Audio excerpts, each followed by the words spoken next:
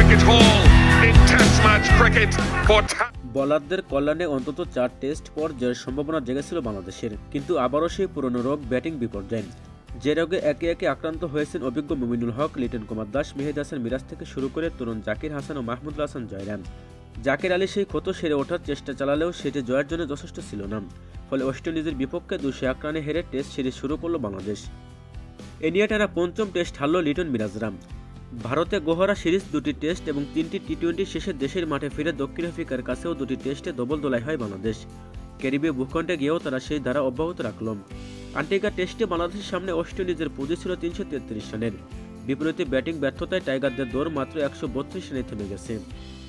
Sir Vivian research স্টেডিয়ামে হারের মঞ্চ আগেই প্রস্তুত রেখেছিল বাংলাদেশের স্বীকৃত ব্যাটাররা।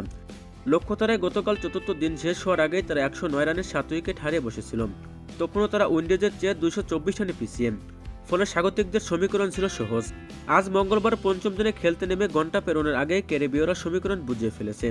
শেষ উইকেটে ব্যাটে থাকা শরীফুল ইসলামের কাঁধে আঘাত করে আলজিরি জোসেফের একটি বাউন্সার।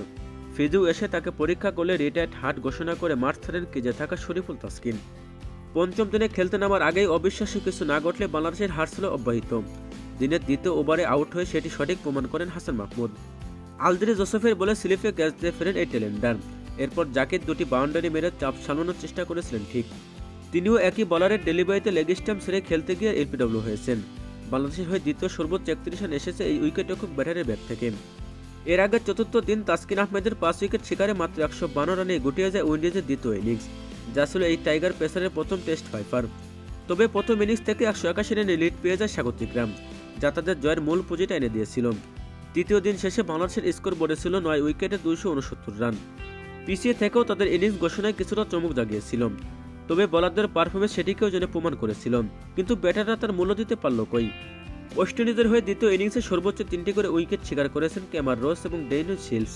এছাড়া আলজিরি জোসেফ 2 উইকেট এবং সামান জোসেফ 1 উইকেট নেন। এর আগে উইন্ডিজদের অল্পতে গুটিয়ে দেওয়ার পথে তাসকিন 60 রানে নেন 6 উইকেট, যা টেস্টে তার ক্যারিয়ারের সেরা বোলিং ফিগার।